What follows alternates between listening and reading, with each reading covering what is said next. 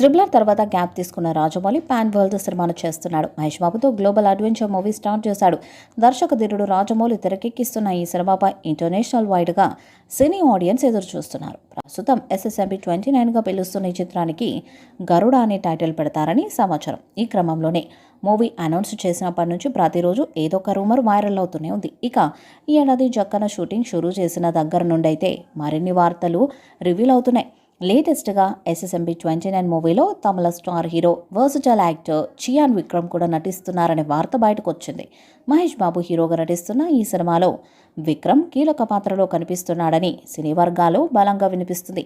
ఇప్పటికే రాజమౌళి తనకు సంబంధించిన కథనం వినిపించాడని, విక్రమ్ కూడా అందుకు సై అన్నాడని సమాచారం. త్వరలో ఈ విషయంపై ఒక క్లారిటీ రానుంది. అయితే ఈ సినిమాలో గ్లోబల్ బ్యూటీ ప్రియాంక చోప్రా నటిస్తున్నట్టు కన్ఫర్మ్ అయింది. అయితే పృథ్వీరాజ్ సుకుమారన్ విషయంలో మాత్రం సందిగ్ధత నెలకొంది.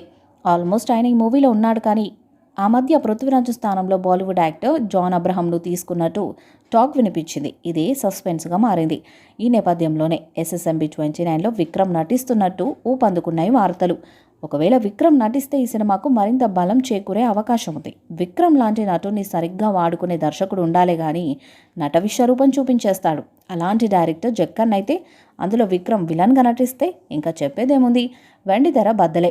దీనిపై మూవీ టీం స్పందిస్తే తప్ప క్లారిటీ వచ్చే అవకాశం లేదు. ఎందుకంటే అంత పకడ్బందీగా ఈ సినిమా కానిచ్చేస్తున్నాడు జక్కన్న. త్వరలో ఈ సినిమాపై జక్కన్న ప్రెస్ మీట్ పెట్టి కాన్సెప్ట్ వీడియో రిలీజ్ చేస్తాడనే టాక్ కూడా నడుస్తుంది. ఇందులో మహేష్ సరసన గ్లోబల్ బ్యూటీ ప్రియాంక చోప్రా కథానాయికగా నటిస్తుంది.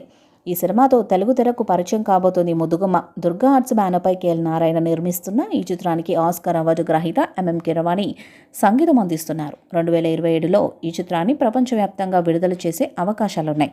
ఒకవేళ మహేష్ బాబు, విక్రమ్ చియాన్, డైరెక్టర్ రాజమౌళి కాంబో నిజమైతే ఈ మూవీతో బాక్సాఫీస్ షేక్ అవ్వడం ఖాయమని అంటున్నారు ఫ్యాన్స్. ఈ చిత్రంలో విక్రమ్ చియాన్ నటిస్తే ఈ మూవీపై మరింత అంచనాలు పెరగడం పక్కా. విక్రమ్ చియాన్ ఎప్పుడు వైవిధ్యమైన పాత్రలు, విభిన్నమైన కథలను ఎంచుకుంటూ హిట్స్ అందుకుంటున్నారు.